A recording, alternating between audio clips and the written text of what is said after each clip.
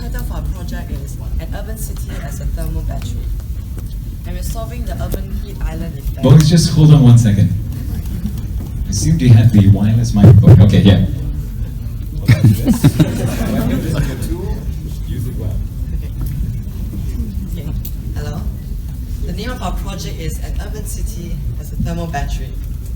We are solving the urban heat island effects problem, and instead of reflecting the heat and light, instead we absorb the heat and turn it into electricity. So let's start off with our basic understanding of the urban heat island effect. The biggest problem of the urban heat island effect is the overcrowding of concrete buildings. The concrete buildings are good at absorbing and retaining heat, but are slow at releasing heat. And the overcrowding of buildings result in a poor ventilation, and it traps heat in the city. This creates a heat bubble that surrounds the city and makes the conditions worse. Our approach is to convert the heat energy in the city into electricity. To do this, we use the science of thermoelectric effect and use a thermoelectric couple to convert the heat energy into electrical energy. This way, we can convert an entire urban city as a gigantic thermoelectric power generator. And every single building in the urban city is a gigantic thermal battery.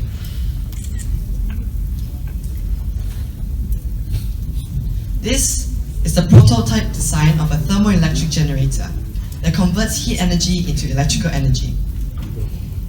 We plan to put this on the walls of the building.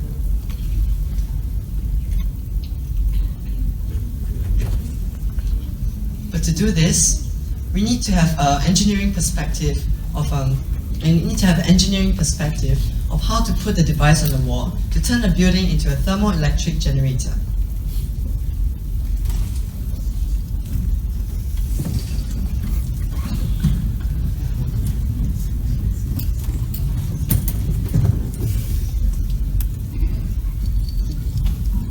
We designed a modular system with the design principles, which is that it must be modular, so that it's scalable to different sizes of the building, and it must be versatile for different shape of the building, and it must be easy to input and easy to maintain.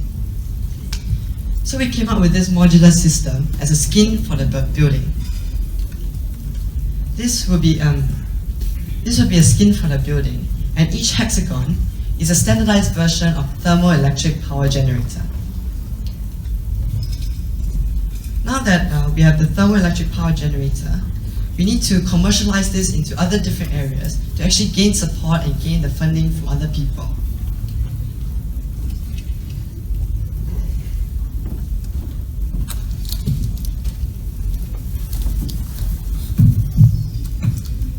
There are other ways to apply the thermoelectric generator other than solving the urban heat island effect.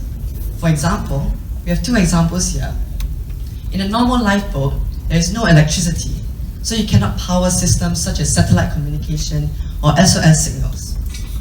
But if we manage to put a device somewhere in the boat where you can get the heat from the sun and the ocean water as a heat sink, then it can generate electricity to power things like satellite communication, SOS signal, and water desalination machines.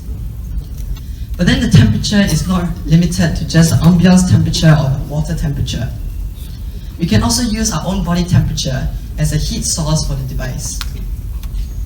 Our second example is a thermoelectric power life-saving suit in the scenario where people are trapped under an avalanche.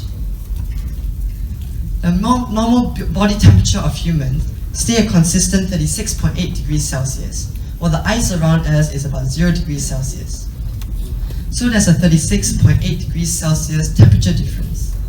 I'm going to stop you just there for just a second. It is an amazing project, but a scope of a project this large, which applies to such a large thing as Singapore, the entire urban city as a battery, it is, well, ambitious to believe that we can cover the entire thing in 2 minutes. But you've given us a really good start, and we'll definitely come over to your booth to hear more about your project. But we have to clear the stage. We're going to bring another few groups on the stage. So ladies and gentlemen, please give a huge round of applause.